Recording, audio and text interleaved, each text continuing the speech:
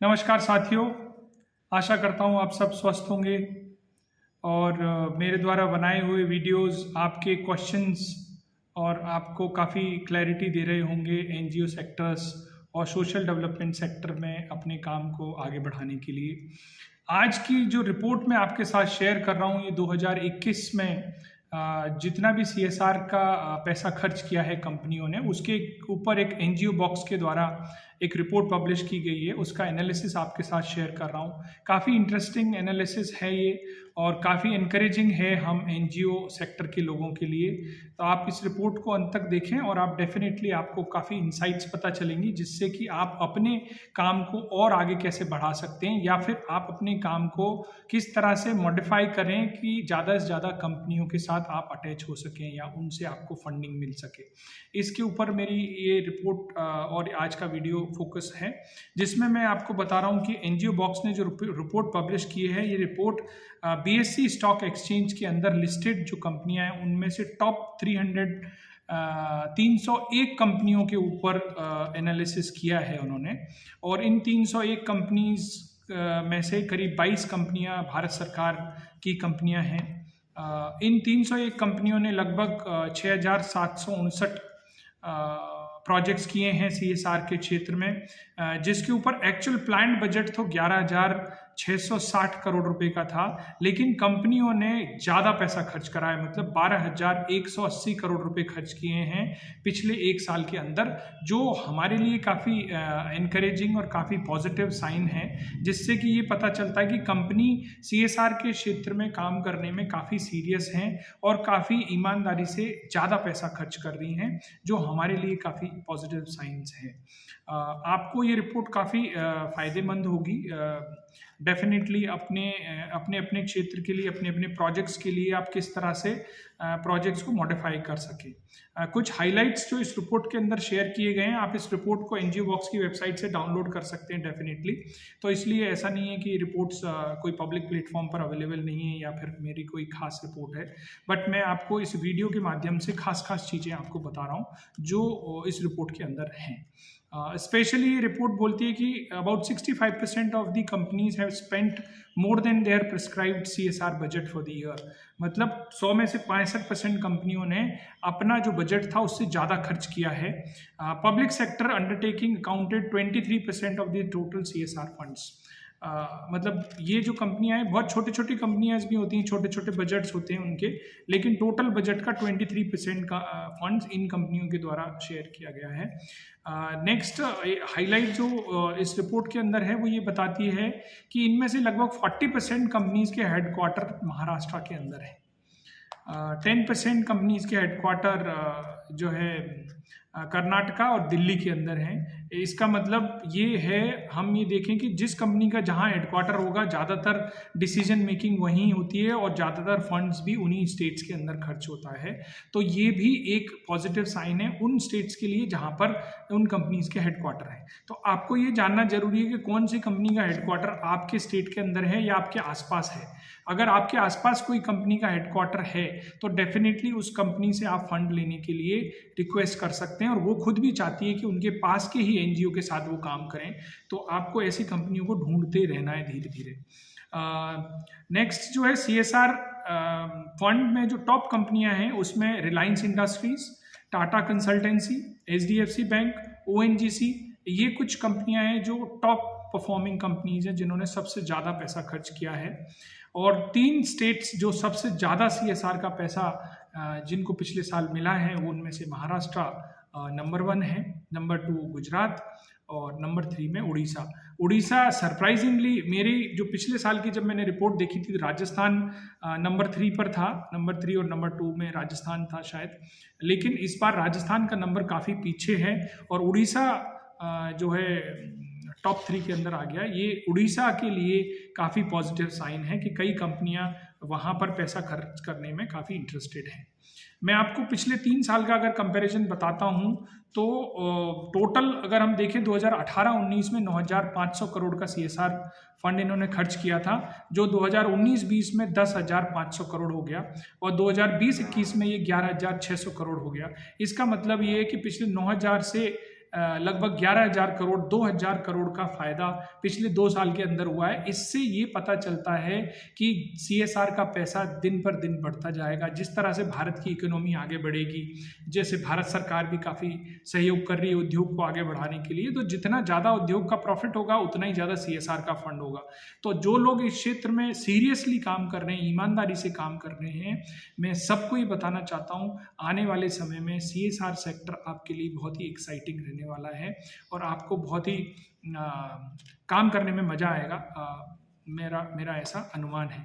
इसलिए जो लोग आज जिनको पास फंड नहीं है तो ये ना सोचे कि हमारे पास आगे भी नहीं होगा, आगे आपको डेफिनेटली बहुत अच्छा फंड मिलने की संभावना है, प्रोवाइडेड कि आप उन चीज़ों पर ध्यान दें जो मैं अपने वीडियोस में बता रहा हूँ, या फिर आप अपनी लर्निंग से सीख रहे हैं, कंपनीज जो आपसे मांग रही हैं। नेक्स्ट इंपॉर्टेंट चीज़ है कि आप देखेंगे बहुत सारी कंपनियां अपने खुद के फाउंडेशंस बना लेती हैं। डेफिनेटली ये एक NGO को ऐसा लगता है कि भाई सारा पैसा तो ये खुद अपनी मर्जी से ही खर्च करेंगे, अपने फाउंडेशन से खर्च करेंगे, तो हमको तो कुछ मिलेगा नहीं।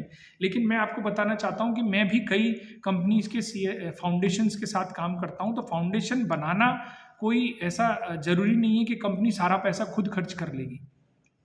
तो इसलिए अगर ये रिपोर्ट आपकी बताती है कि लगभग 48% पैसा CSR का जो है कंपनियां अपने फाउंडेशन के थ्रू खर्च करती हैं, 52% डायरेक्ट इम्प्लीमेंटेशन करते हैं, तो 52% भी बहुत अच्छा पैसा है।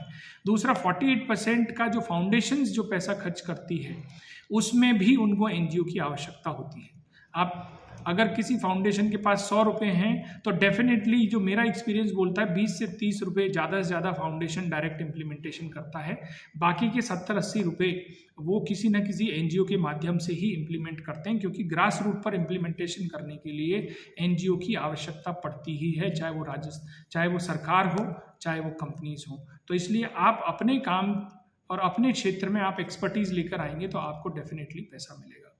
मैं आपको कुछ स्टेट वाइज कंपनीज के हेड ऑफिस बताता हूँ और कुछ अमाउंट्स बताता हूँ। लगभग 301 जो कंपनियां मैंने बताई थी, 301 में से 125 कंपनियों के हेड ऑफिस महाराष्ट्र के अंदर है, 30 कंपनीज के हेड ऑफिस जो है कर्नाटका के अंदर है, 20 कंपनी के हेड ऑफिस तेलंगाना में है, 19 कंपनीज के हेड ऑफिस तमिलनाडु में है, गुजरात में 16 कंपनीज के हेड ऑफिस हैं, हरियाणा में 17 कंपनीज के हेड ऑफिस हैं, आंध्र प्रदेश में केवल 1 है, छत्तीसगढ़ में केवल 1 है, गोवा में केवल 1 है, झारखंड में केवल 1 है, उड़ीसा में आप सोचोगे उड़ीसा में सिर्फ 1 लिस्टेड कंपनी का हेड ऑफिस है, लेकिन 3rd नंबर पर उड़ीसा परफॉर्म कर रहा है। इससे ये पता चलता है कि सरकार उड़ीसा की काफ़ी पॉजिटिव है CSR स्पेंड्स के लिए। आपने देखा होगा पिछले हॉकी वर्ल्ड कप के अंदर जो पटनायक सरकार है उन्होंने काफ़ी अच्छा काम किया है, और उनको हम लोग देखते हैं कि वो पॉलिटिक्स में ज़्यादा बोल चाल कम करते हैं, वो काम ज़्यादा करते हैं। तो मैं पर्सनली उड़ीसा गवर्नमेंट का बहुत ही बड़ा फ़ैन हूँ और वो बहुत ही अच्छा काम करते हैं ग्राउंड में। तो उड़ीसा के लोगों के लिए काफ़ी पॉजिटिव साइन है। हम लोग उड़ीसा में अभी कोई प्रोजेक्ट नहीं कर रहे हैं, लेकिन अगर किसी कंपनी को ज़रूरत पड़ेगी हमारे ऑर्गेनाइजेशंस के साथ काम करने पर तो डेफिनेटली हम काम करेंगे। उत्तर प्रदेश में 8 कंपनीज के हेड ऑफिस हैं। अगर हम देखें वेस्ट बंगाल में 19 कंपनीज के हेड ऑफिस है, राजस्थान में 4 कंपनीज के हेड ऑफिस हैं आउट ऑफ द 300 कंपनी जो मैंने आपको बताई हैं। अगर मैं राजस्थान का टोटल स्पेंड देखता हूँ, इन 300 कंपनी 212 करोड़ रुपए खर्च किए हैं। महाराष्ट्र में 5,700 करोड़ रुपए खर्च किए हैं CSR के अंडर। दिल्ली में 2,060 करोड़ खर्च किए हैं, जो भी काफ़ी बड़ा CSR का हिस्सा है। मैं कुछ टॉप कंपनीज के नाम भी बताता हूं जो कंपनीज CSR में अपने बजट से ज़्यादा खर्च किया है। अगर हम देखें UPL लिमिटेड करके एक कंपनी है, UPL लिमिटेड, इस कंपनी का टोटल CSR बजट लगभग 10 करोड़ था। आई एम सरप्राइज कि इन्होंने एक्चुअली 2021 के अंदर 100 करोड़ का खर्च CSR खर्च किया है। कुद्रेमुख आयरन ऑयल और कंपनी है, ये 2 करोड़ का था, इन्होंने 9 करोड़ खर्च किए हैं। कैडिला हेल्थ केयर ने 25 करोड़ के बजट के अगेंस्ट में 79 करोड़ का CSR फंड खर्च किया है। वेदांता ग्रुप 17 करोड़ के अगेंस्ट में 39 करोड़ खर्च किए हैं। ऑयल इंडिया लिमिटेड 49 करोड़ के अगेंस्ट में 105 करोड़ रुपए CSR में खर्च किए हैं। ग्रासिम लिमिटेड 45 करोड़ के अगेंस्ट में 85 करोड़ का पैसा खर्च किया है। तो आप देख रहे हैं, अगर अरविंद लिमिटेड भी BEML limited, sun pharmaceutical companies, oil India, the Indian hotel company limited. अगर ये कंपनीज आपके आसपास हैं तो आप इन कंपनीज से संपर्क करें और कोशिश करें कि आप CSR बजट इनसे लें। टॉप 10 कंपनीज के बारे में अगर मैं आपको बताना चाहता हूं तो रिलायंस इंडस्ट्रीज नंबर 1 पर है, जिन्होंने 922 करोड़ रुपए CSR में खर्च किए हैं पिछले साल। टाटा कंसल्टेंसी लिमिटेड, जिन्होंने 674 करोड़ रुपए खर्च करें। HDFC बैंक ने 635 करोड़ रुपए खर्च किए हैं। Oil and natural gas ONGC ने 553 करोड़ रुपए खर्च किए हैं। ONGC बहुत सारा काम करता है, काफ़ी सारा काम NGOs के साथ करते हैं। Indian oil corporation IOCL 450 crore रुपए खर्च किए। NTPC ने 419 करोड़ रुपए। ITC लिमिटेड, ITC होटल्स अगर हम देखें, ITC चौपाल देखें, 365 करोड़ रुपए। इन्फोसिस लिमिटेड ने 325 करोड़ रुपए। विप्रो लिमिटेड 251 करोड़ रुपए। पावर ग्रिड कॉरपोरेशन 245 करोड़ रुपए। तो अगर आप देखेंगे तो इतना सारा पैसा इन कंपनीज के पास है। मैंने आपको इन कंपनीज के नाम दिए, कई बार आप ढूंढते रहोगे कौन सी कंपनियां CSR देती हैं। मेरे वीडियो के माध्यम से आप इन कंपनीज की लिस्ट आपको पता चली गई है। आप इन कंपनी से संपर्क करें और धीरे धीरे आप, और ये भी आप ध्यान रखें, ये एक बहुत स्लो प्रोसेस है। आप सोचो कि आज किसी कंपनी के ऑफिस में गए, आकर आज ही आपको कोई फंड दे देगा, इट इज़ नॉट पॉसिबल। आप आज मिलना जुलना शुरू करें, 2 महीने बाद फिर मिलें, 3 महीने बाद फिर मेल भेजें, 6 महीने बाद फिर बातचीत करें, अपने प्रपोजल्स बताएं। तो धीरे धीरे धीरे धीरे ये 2, 4, 5, 6 साल, कई बार 1 साल 1.5 साल भी लगता है अगर आप अच्छा काम कर रहे हैं तो। अगर सबसे पॉजिटिव साइन ये कि कंपनी अगर आपसे बात भी कर रही है, कंपनी आपसे मिलजुल भी रहे हैं लोग, तो आप समझो कि ये आपके लिए एक पॉजिटिव साइन है कि आपकी एप्लीकेशन कंसिडरेशन में है। आप फंड्स, हो सकता है आपको मिलने में टाइम लगेगा, क्योंकि एक फंड्स देना एक किसी आदमी के हाथ में नहीं होता है, ये भी मैं आपको बताना चाहता हूँ। नेक्स्ट स्लाइड्स में जो मैं आपको बता रहा हूँ, क्लैरिफिकेशन और अनस्पेंट। जैसा कि मैंने मेरे पिछले वीडियो में भी बताया कि बहुत सारा पैसा जो CSR का बच जाता है, उसके ऊपर भारत सरकार ने इस वक्त 2020 में बहुत ही स्ट्रिक्ट गाइडलाइन बना दी हैं कि कोई भी पैसा बचना नहीं चाहिए CSR का। और अगर बच भी रहा है तो बच रहा है तो उस पैसे का उस पैसे पर कंपनी का कंट्रोल कम हो जाएगा। इसलिए हर कंपनी ये चाहती है कि उनका पैसा खर्च हो, तो आपको भी कंपनी को पैसा खर्च करने में उनका सहयोग करना है। ये NGO के लिए बड़ी हम लोग सोचते तो ऐसा है कि यार पैसा खर्च करना कोई बड़ी बात नहीं है, लेकिन जो गाइडलाइन है उसके आधार पर ही आपको पैसा खर्च करना है, तो ये बड़ी आसान काम नहीं है, मैं आपको ये बताना चाहता हूँ। तो अगर हम इस रिपोर्ट के आधार पर अगर मैं आपको बताता हूँ तो ज़्यादातर जो रीजंस हैं उसमें अगर हम देखें तो सबसे बड़ा 36% कंपनीज के पास कोई रीज़न नहीं है कि उन्होंने पैसा क्यों नहीं खर्च करा।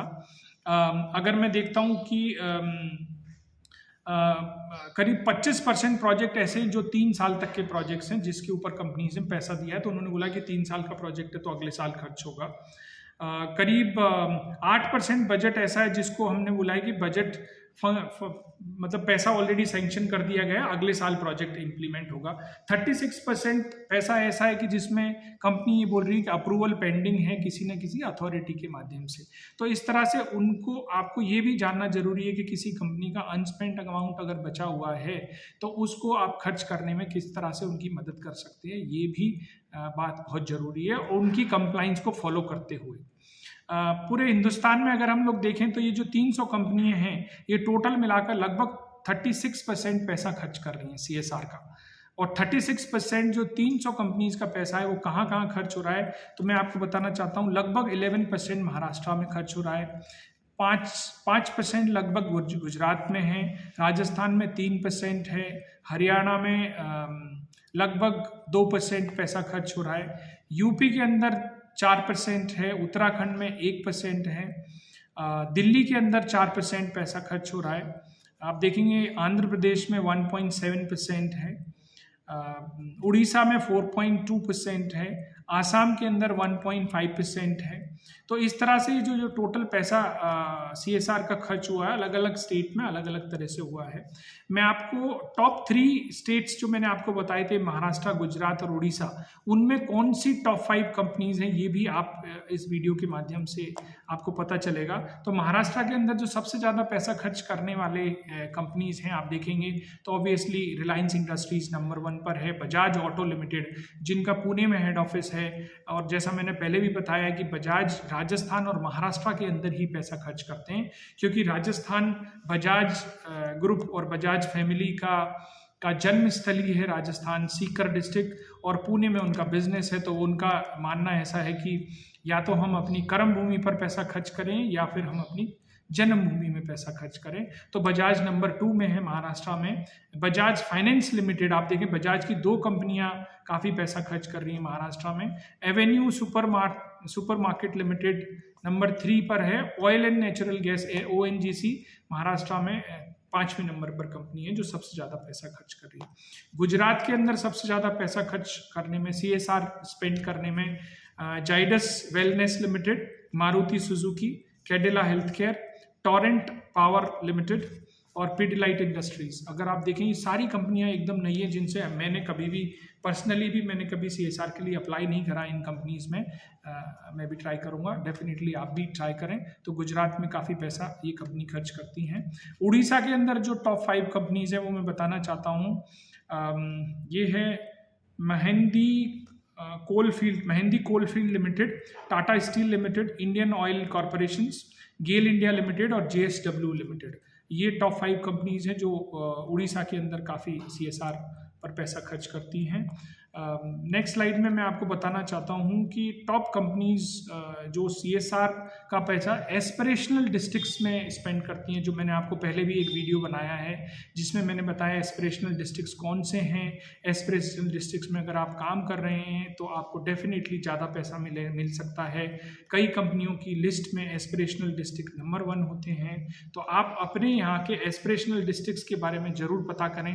जैसा मैंने बताया कि एस्पिरेशनल डिस्ट्रिक्ट का मतलब है ऐसे राज्य के अंदर ऐसे डिस्ट्रिक्ट जो पिछड़े हुए हैं, जिनके यहाँ डेवलपमेंट कम हुआ है, उन डिस्ट्रिक्ट्स को भारत सरकार ने एस्पिरेशनल डिस्ट्रिक्ट्स के नाम से कैटेगराइज किया है। तो टोटल 115 के लगभग एस्पिरेशनल डिस्ट्रिक्ट्स हैं। राजस्थान में लगभग 6 हैं। तो आप इस तरह से इन डिस्ट्रिक्ट्स के बारे में पता करें। तो मैं आपको ये बताना चाहता हूँ गेल इंडिया लिमिटेड ने 63 करोड़ रुपए खर्च करे एस्पिरेशनल डिस्ट्रिक्ट के अंदर। HDFC बैंक नंबर 2 पर है। NHPC limited, central coalfield limited, power grid corporation, ONGC, Vedanta group, tin plate company limited, Hindalco industry limited, Mahindra and Mahindra limited. ये टॉप 10 कंपनीज हैं जो एस्पिरेशनल डिस्ट्रिक्ट्स के ऊपर काम कर रही हैं। तो डेफिनेटली आपको ये एनालिसिस आपको मदद करेगा। आप डेफिनेटली आप अपने अपने डिस्ट्रिक्ट्स के अंदर ये देखें कि ये कंपनियां क्या कर रही हैं और इन कंपनी से संपर्क करने की कोशिश करें। कौन कौन से थीमेटिक एरिया हैं जिन पर कंपनी ज़्यादा पैसा खर्च कर रही हैं। तो अगर हम देखेंगे सबसे ज़्यादा पैसा खर्च होता है गरीबी हटाने के ऊपर। जैसे आप लोगों को रोजगार दे रहे हों, किसी के लाइवलीहुड के ऊपर काम कर रहे हैं, उनको स्किल दे रहे हैं, हेल्थ केयर के ऊपर कुछ काम कर रहे हैं। अगर वॉश, जैसे कोविड में पिछले साल हमने देखा साफ़ सफाई रखना कितना ज़रूरी है। तो साफ़ सफाई से रिलेटेड स्कूल के अंदर सैनिटेशन यूनिट बनाना, आंगनवाड़ी के अंदर हैंड वॉश यूनिट बनाना, टॉयलेट्स रिपेयर करवाना, ये सारी चीज़ों के ऊपर सबसे ज़्यादा पैसा खर्च कर रहे हैं। तो अगर आपका NGO ऐसे किसी क्षेत्र में काम कर रहा है तो डेफिनेटली आपको पैसा मिलने में काफ़ी सहूलियत होगी।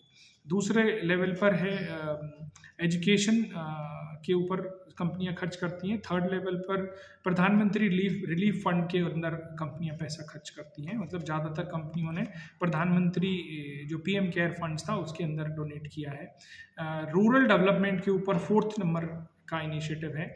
एनवायरनमेंट और सस्टेनेबिलिटी के ऊपर 5th नंबर पर हम लोग ध्यान देते हैं।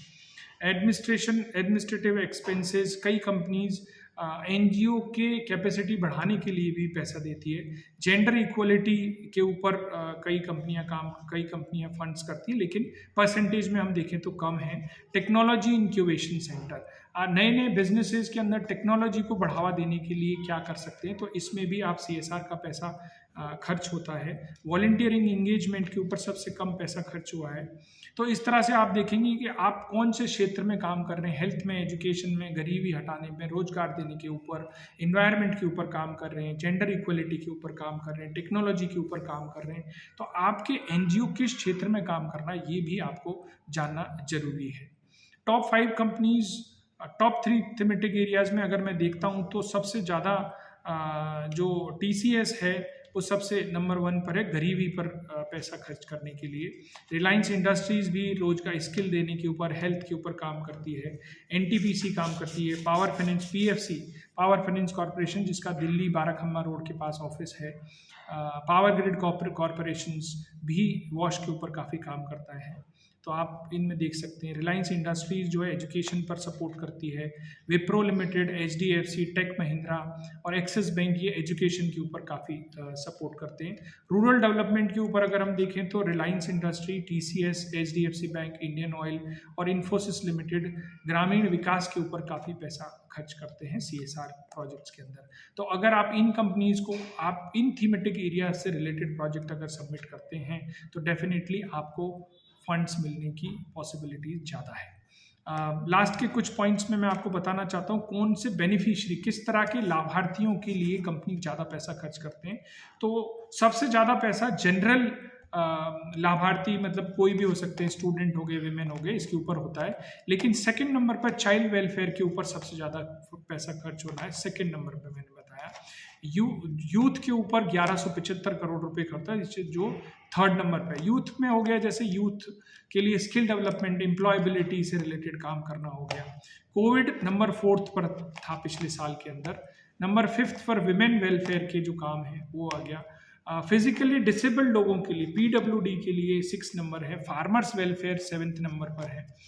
मेडिसिन के लिए और एडोलसेंट गर्ल के लिए वेलफेयर के जो काम करते हैं, माइग्रेंट वर्कर के लिए जो काम करते हैं, ये सारे थीमेटिक एरियाज हैं जिस पर कंपनियां पैसा खर्च करती हैं। तो इस तरह से इस पूरे एनालिसिस के अंदर मैंने आपको 20 मिनट की इस वीडियो में काफ़ी सारी चीज़ें बताई हैं जो आप अपने प्रोजेक्ट्स को डिफाइन करने में और रीडिफाइन करने में आपको मदद करेंगी। मैं आशा करता हूं कि आपको ये एनालिसिस पसंद आएगा और आपके लिए यूज़फुल होगा। अगर आपको ये सारी चीज़ें अच्छी लगती हैं तो वीडियोस को आप शेयर करें, लाइक करें, सब्सक्राइब करें और मैं आपके लिए नए कुछ वीडियो लेकर आऊँगा जिससे कि आप इस क्षेत्र में अच्छे से अच्छा काम करें।